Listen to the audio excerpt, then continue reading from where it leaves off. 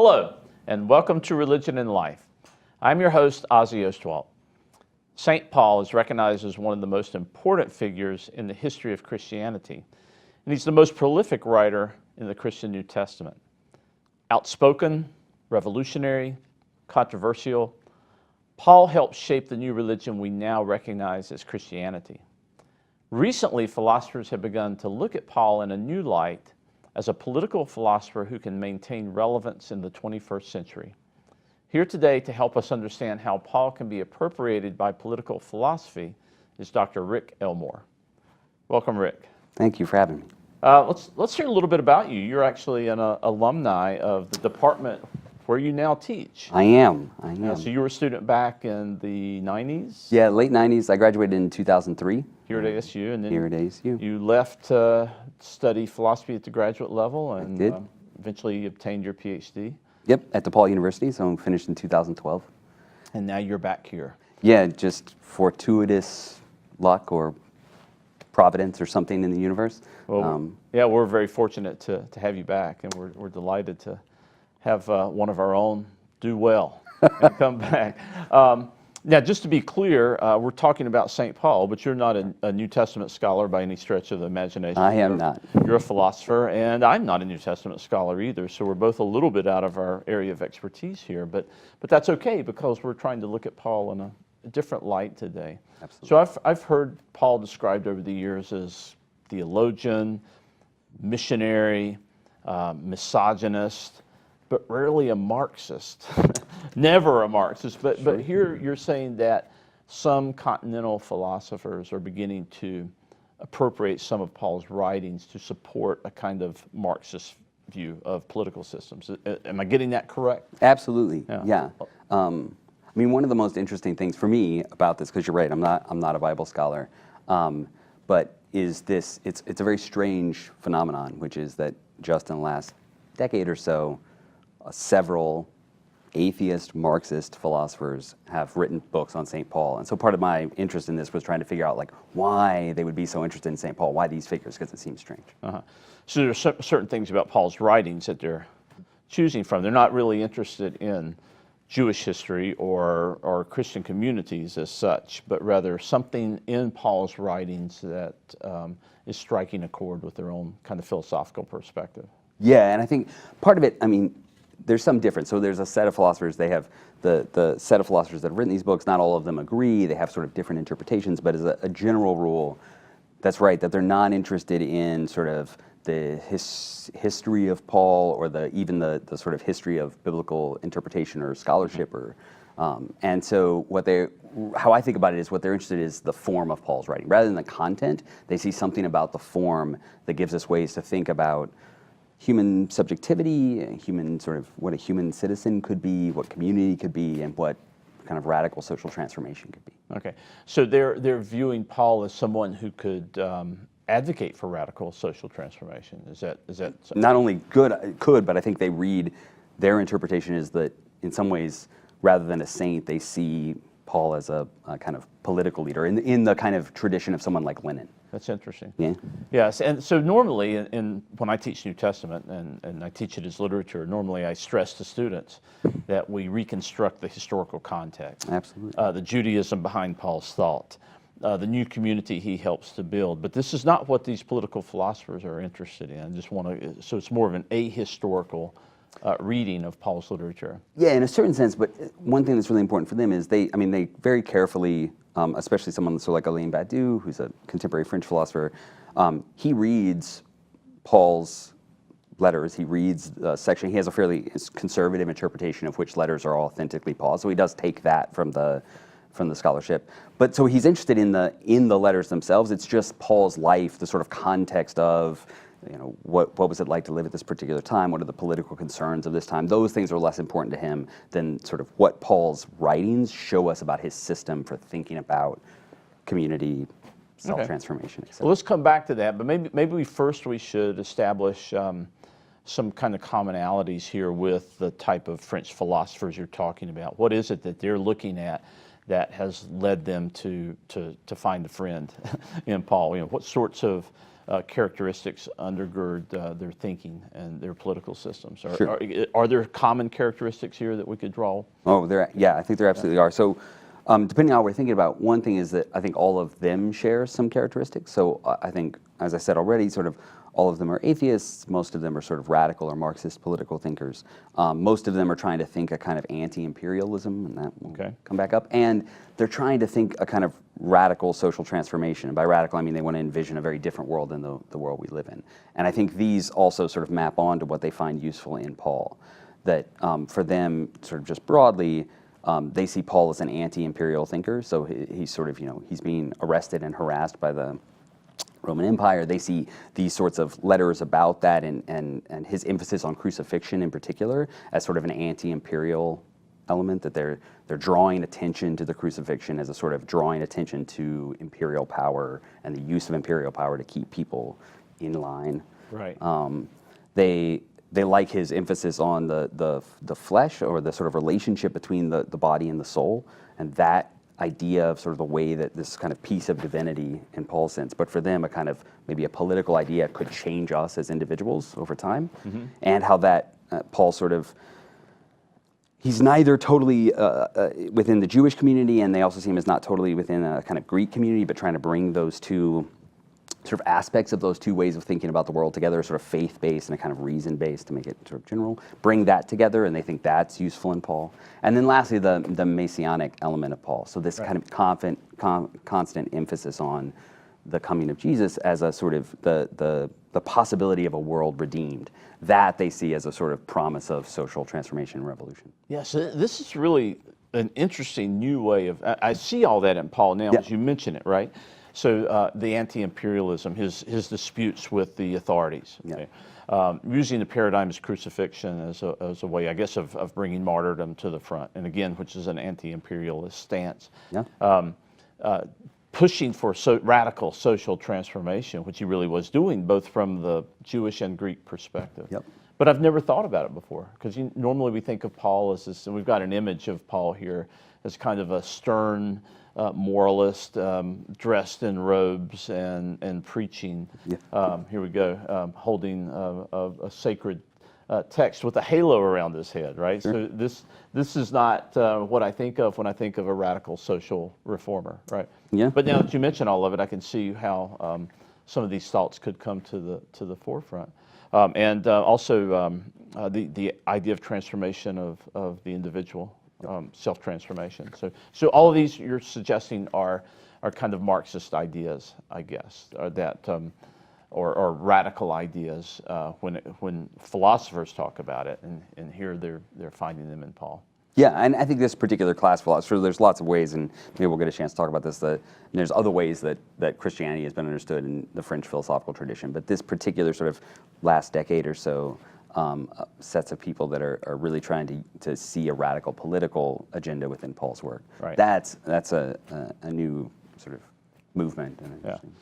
So you mentioned also, or you alluded to, the fact that Paul has a kind of unifying message, right? So that what we see in society today is a kind of fragmentation based on maybe identity and certain self-conceptions.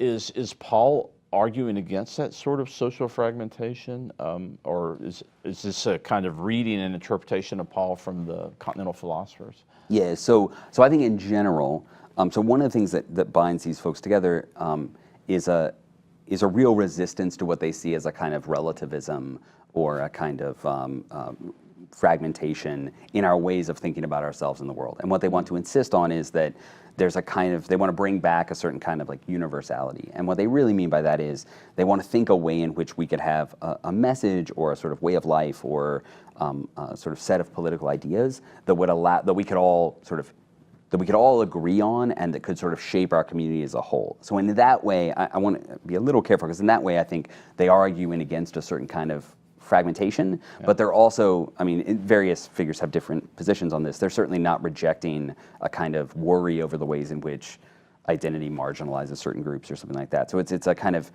trying to think how we might have a sense of ourselves and our identities that would also be tied to a kind of universal or shared political or social goal.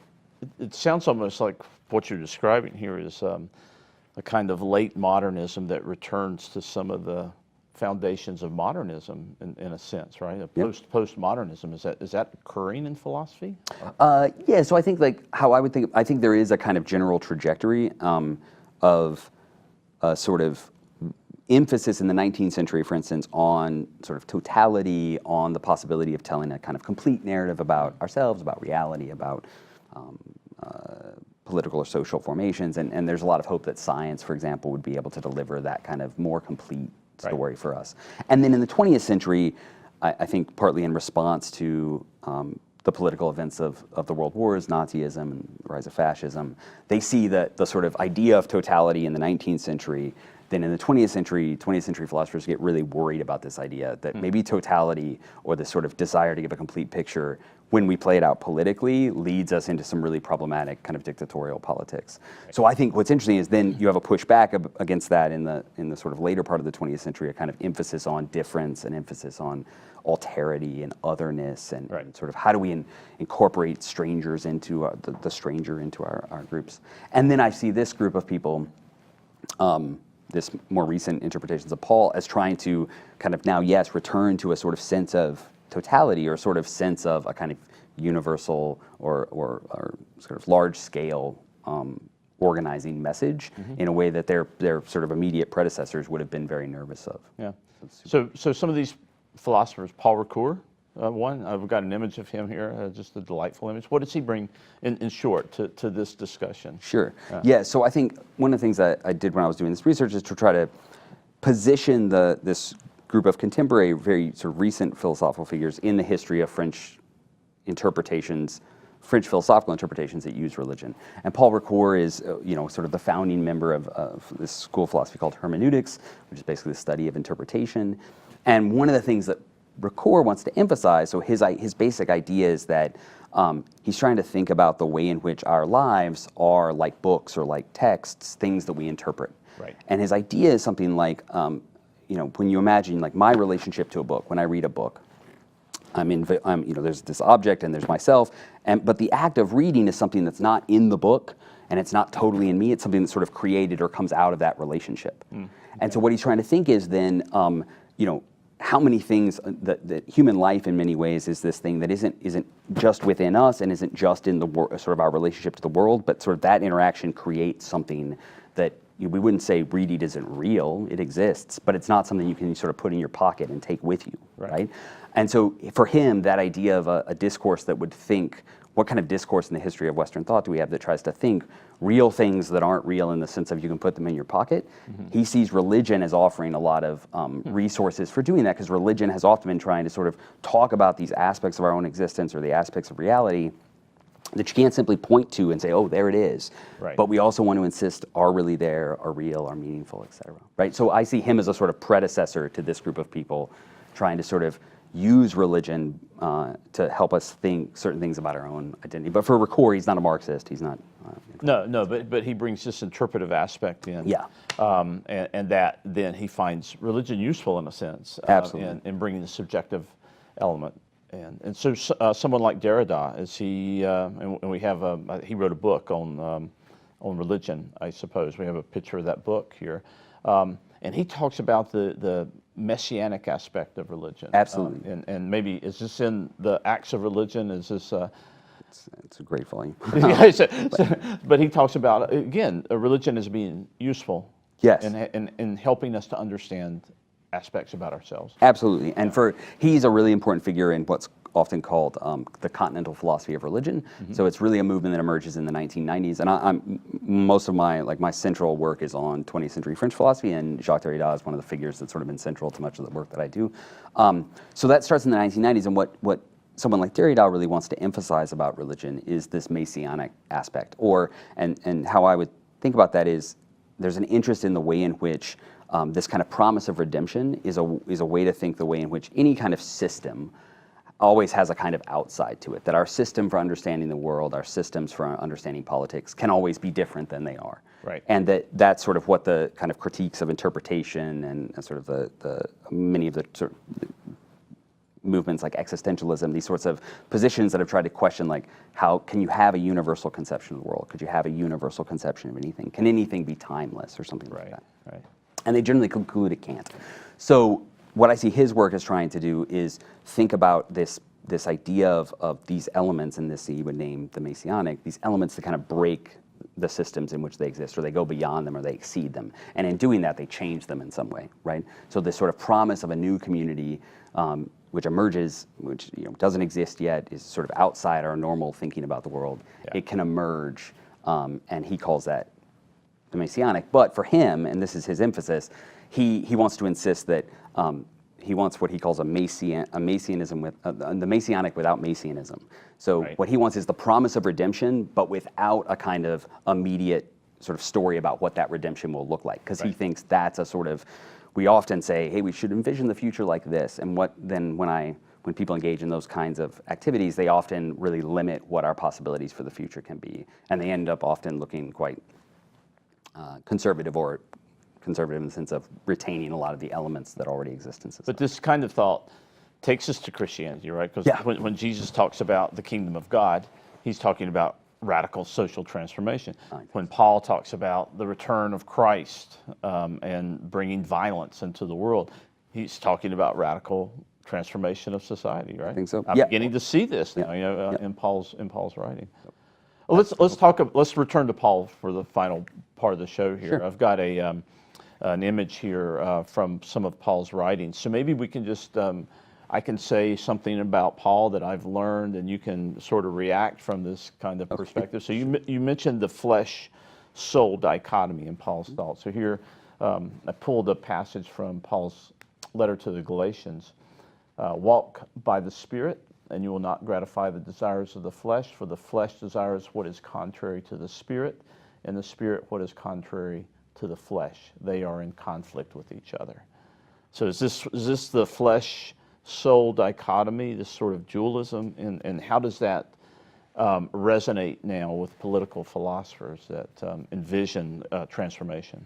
Yeah, so I think that this idea of that we traditionally maybe think about this, or it's certainly, and this this idea in Paul of this distinction between the flesh and the flesh and soul, the body and the soul, long tradition in modern philosophy of thinking, this going all the way back to someone like Descartes, right? Yeah. But what they're interested in is that they see Paul as trying to reconcile that conflict in some ways, right? To sort of tell a story about, okay, but you have these forces, the soul and the body, or maybe in their terms something like you have our sort of individual desires, but then what is good and necessary for the community, what we may need to sacrifice from our own selves in order to sort of recognize what is good for the whole, that those often come into conflict, and that what would it mean, and what they see in Paul is resources to try to think, how could human beings reconcile those kinds of conflicts? So when I'm faced with decisions that are bad for me but good for the collective, or when I'm faced with moral conflicts between myself, say, and the collective, how do I reconcile those conflicts? And I don't need to do it by completely siding with, I don't have to subsume my entire individuality into the collective, or I can't become all soul, right. On this model. And on the other hand, I want to resist simply ignoring the whole or the community for my own selfish desires, becoming all body or something like that. And so what the resources are is that he sees this conflict and then tries to, in his letters, at least as they interpret it, try to help his social and political community think through how they should behave in light of this conflict. So when in this context, when Paul talks about the flesh, he's talking more about individual desire, what is good for the individual. And when he talks about the Spirit, it's the new community. That's at least their interpretation, right. I think. And this is where I think, again, for them, it's less being accurate about what's a good reading of the flesh or the soul in Paul, as much as it is the architectonic, the system he lays out is kind of trying to think a conflict that we in this political moment also need to think. What's our individual relationship to the collective, and how could we have one that would be liberatory for the collective? All right, that's fascinating. All right, so let's go to another thought of Paul. You mentioned the new community, neither wholly Jewish nor wholly Hellenistic or Greek. Yep. And Paul says something somewhere, this is a rough paraphrase, but it occurs to me in this context, that in Christ we are neither Jew nor Greek, male nor female. So it's just getting at this idea of breaking down the fragmentation in society and creating something that is more overarchingly universal. Is that what the political philosophers are seeing in a statement like that? Yeah, I think something like that. I mean, one thing interesting with Paul is that, and these kind of ideas of we're neither Greek nor Jewish. So one of the traditional interpretations, at least as I understand of Paul, is this idea of this emphasis on faith as sort of as opposed to reason, and that someone like Martin Luther will pick up on this idea, or someone like Calvin will pick up on it. And I think that someone like Alain Badiou is very much in some ways in that tradition, and I think that these sort of French appropriations of Paul, contemporary ones, are sort of in that tradition, and that of wanting to emphasize the faith element as opposed to the sort of systemizing, totalizing, rational element. So they like that explosive sort of contingency, if you will, that that faith has the possibility to defy the systems of the world, or to defy the logic of the world, to sort of show us something new. But they want to think how not a sort of emphasis just on faith. So they want to think something like the reconciliation of this faith and reason. And so then what you have is something like, what would it mean for Badiou, for instance, why he emphasizes what he calls the event or the subjective element. He's interested in these ways in which we live within systems that have rules and that manage us in various ways. Right. But we also have always the possibility for contingency or possibility. And so the faith element, the sort of Jewish element, is that possibility for contingency or kind of transformation. And the Greek element doesn't go away, isn't overpowered, but it's the more systemizing force. And so the relationship between these two. But I think you're right that what they get from Paul is, in this reconciliation, there's a kind of like, it's not that we're siding with one or the other, we're something completely different. But I could see this working the other way too. I mean, Paul, again, I'm paraphrasing here, but in both Galatians and Romans, he makes an argument about freedom from the law, and that faith is what brings us this liberty from the law. And that could be interpreted as a very radical kind of position to take. And in that case, I think he's talking about freedom from Jewish law, so that this faith element, he sees there a sort of constriction, right, yes, as absolutely. Well, where faith can bring this kind of radical transformation or liberation. Absolutely. Yeah, and this is where, so responding to sort of his emphasis in Galatians, at least, and he has this whole reading. Galatians is a really important book for him because what he wants to see there is a kind of, he puts it sort of, his wording for this is he wants to see Paul at a distance from the state. So he wants to see a kind of like, it's not, he's also thinking, the Torah as a kind of law we need to also overcome. It's not just that there is law within Jewish thought, obviously, right, too, and he's resisting that idea as well. Yeah. So it's really about a kind of distance from law understood as a kind of overarching authoritative narrative or social formation. He's going to, in some sense, distrust any form of law that emerges. But he wants to hang on to the idea that even within the revolutionary community we'd create, we'd still have rules. Right. We would just need to be open to the transformation of those rules. Okay. So, and again, that rings about, it has sort of implications about it of this anti-imperialistic messianic hope element. It kind of all comes together here. Yeah. I want to pick up on something too, as we end up here. You said something about the subjective experience, and of course there's this incredible story in the book of Acts about Paul having some sort of visionary experience. He sees the risen Christ, he hears a voice, and then his life is utterly changed. Yep. That sounds a little legendary, but let's take it at face value. Certainly Paul had some sort of experience. I mean, he was a persecutor of Christians, a Jewish rabbi, and then he becomes the greatest advocate for this new religion. Yep. So say something about the work that these philosophers are doing with the idea of this subjective experience. It can be so life-changing and even history-changing. Yep. So especially for someone like Alain Badiou, the road to Damascus experience is like fundamental to how he understands what's going on with Paul. And what he's interested in there is this idea of what's it mean to have a life-changing experience? What's our model for thinking about that? And he thinks Paul is a sort of gives us some ways to think about this. And he parallels it with how he's thinking about it is the way that when Vladimir Lenin reads Marx, and then he's so moved by these ideas that he puts them in, at least this is on Badiou's account, puts them into practice in the form of a political revolution, right? So he sees Paul and sort of Jesus's relationship to Paul as like Marx's relationship to Lenin, for instance. And so what he sees them trying to do is this experience of being changed by an idea, or in the case of Lenin, or in the case of changed by this experience of the divine. What we have here, right, is a way of trying to think about how those kinds of transformational experiences can be put into practice. That's what he's hoping to find. And so then when he doesn't read, interestingly, the book of Acts at all. He doesn't think it counts, because what he's really interested in is how, and this is why he's in some sense not interested in, he thinks there's something kind of mythological about this tale for him on some level, right, obviously.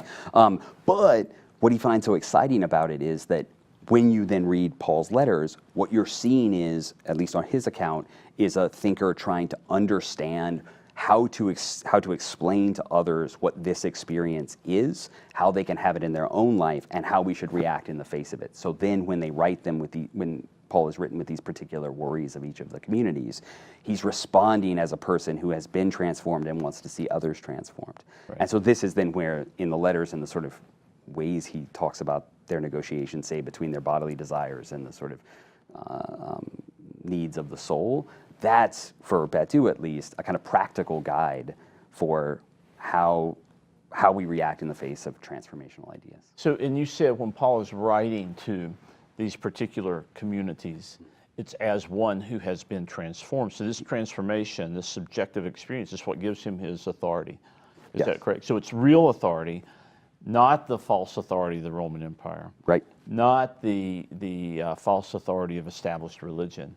But this is, he presents himself as a real authoritative figure based upon this transformational experience. Absolutely, and this is why for someone like Badiou, faith is such an important part of his philosophical system. He calls it fidelity, so you have to have fidelity to an event, he says. So you have a transformational experience in your life. That's not one that you're going to be able to simply explain to someone else and they'll have the experience.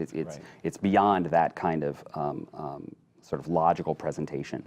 So then he says you have to, and for him this is the grounding element, you have the sort of legitimacy of that comes from your fidelity to it. That I continue to live my life in light of that event. That's the thing then that comes to justify the truth of that moment for myself, and then also allows me to, in some sense, communicate that truth to others. Right? So maybe Paul did not have the great visionary experiences described in Acts, but he was transformed by the ideas in whatever way he was presented them from the teachings of Jesus in some way, and that changed history. Yeah, and this is why he thinks the parallel with Marx and Lenin, that you read ideas that once you read them, you can't unknow them, that they reveal the world to you or a truth about the world, and you want to tell other people about that truth, but you need to do it in a way that also allows them to have that transformative experience where those ideas become part of their very being and their the way they think about all the actions they take from that moment on. Right? Well, I want to thank you because you've given me a new insight into Paul, maybe a new way of reading Paul. That can, and it seems to me that it helps us move away from looking at Paul as the dogmatic moralist that he is so often presented, that there's something else going on here. Yep. And I look forward to reading some of these works and looking into this a little more in depth. Well, thank you so much. Yeah, thanks so much for having me. Yep. This is great. Thank you for joining us on Religion and Life here at App TV. I want to thank again my guest, Dr. Rick Elmore, and ask that you join us next week when Dr. Anthony Calamai will be with us to explore physics and metaphysics. This will be Religion and Life's first ever live broadcast. And until then, this is Ozzy Ostwald.